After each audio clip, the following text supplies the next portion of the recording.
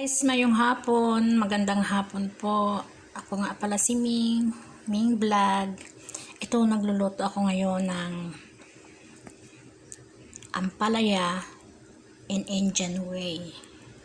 So, medyo luto na. Magantay ako ng ilang minuto. Sa sunod, kapag record ko, lagay ko yung mga ingredients, isabi ko yung mga ingredients. But now, kasi naisip ko lang na i-record ito. Kasi bagong-bago lang ako. Hindi ko pa nga alam kung ano ang gagawin ko at sasabihin ko. Punta nga ako sa labas kasi okay na to. Guys, tingnan nyo. Sobrang lakas ng ulan. Yung mga ampalaya ko, naku po, nalalanta. Yung mga tanim ko, oh. Kasi mahilig ako mag-garden. Yung mga garden ko, yung mga orchids ko, ang dami.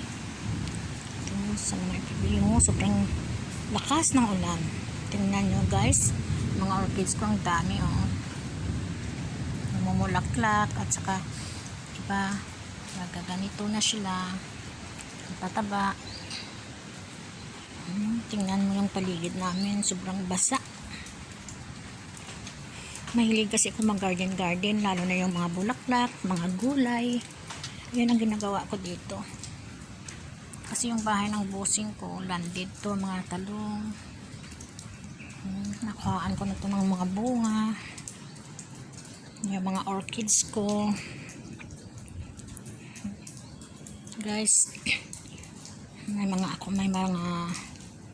what is this, kalamansi.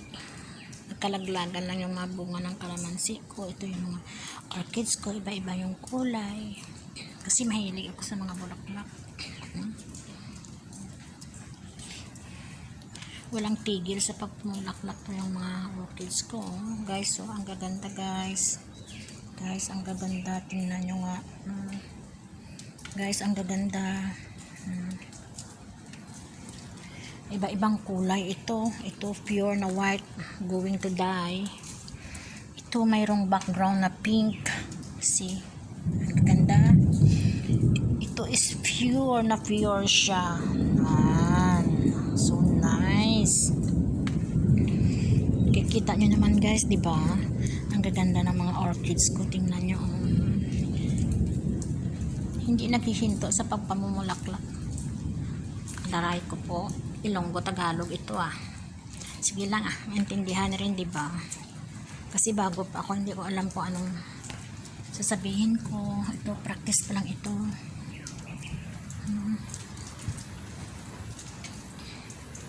Sobrang lakas ng ulan, my gosh. Simula umaga, ang lakas. Ang gaganda ng mga orchids ko kasi iba-ibang kulay. Meron pa nga akong yellow doon sa likod, kaya lang maulan, hindi ako makapuntahan. Yung butterfly ko na butterfly ko na orchids doon sa kwan. Ito yung bahay namin, landed kasi kami. Ito yung bahay namin. Nagkalalaglag na yung mga bulaklak ko doon sa likod. Yung orchids ko na yellow ang kulay. See? Namatay na siya. Ibang yung mga tanim ko. Mayroong mga gabi. Mayroong patula. Tingnan nyo, guys. Malaki na yung patula ko. Tingnan nyo, guys. Yeah.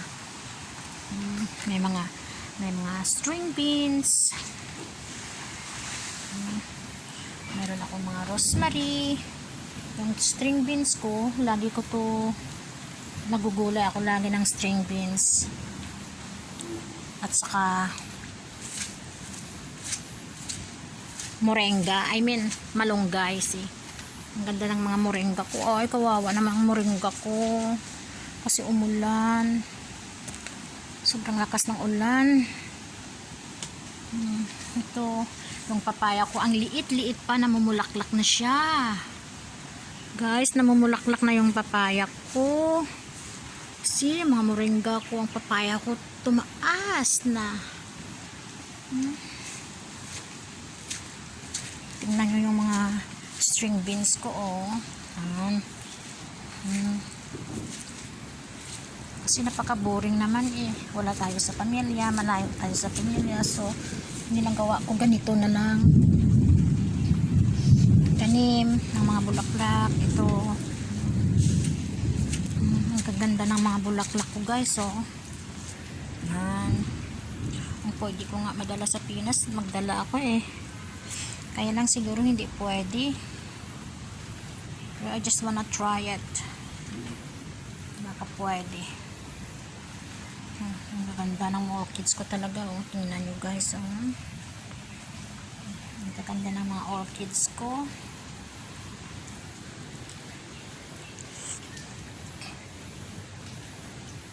Yes. Ito naman, going na naman yung butterfly ko. Butterfly na orchids. Namululaklak na naman siya, see? Nan. Ito yung mga bahay namin. Dito yung mga sa likod ng bahay namin. Mga kondong hindi masyado kalaki, hindi masyado kataas. Yan, ito mga kondo sa likod ng bahay namin. Ito yung kapitbahay namin. Yan.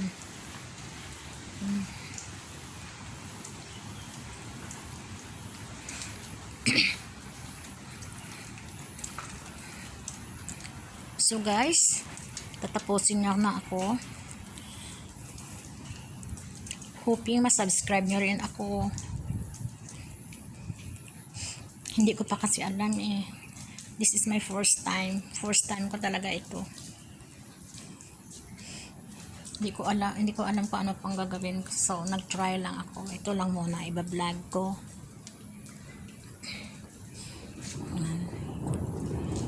Wala pa akong experience. Ito, tingnan mo yung mga bulaklak namin. Okay, bye-bye. Thanks. Hoping ma-view nyo rin at saka i-subscribe ako. At saka i-share para makita din ng iba. Thank you so much. I love you all. I love you all.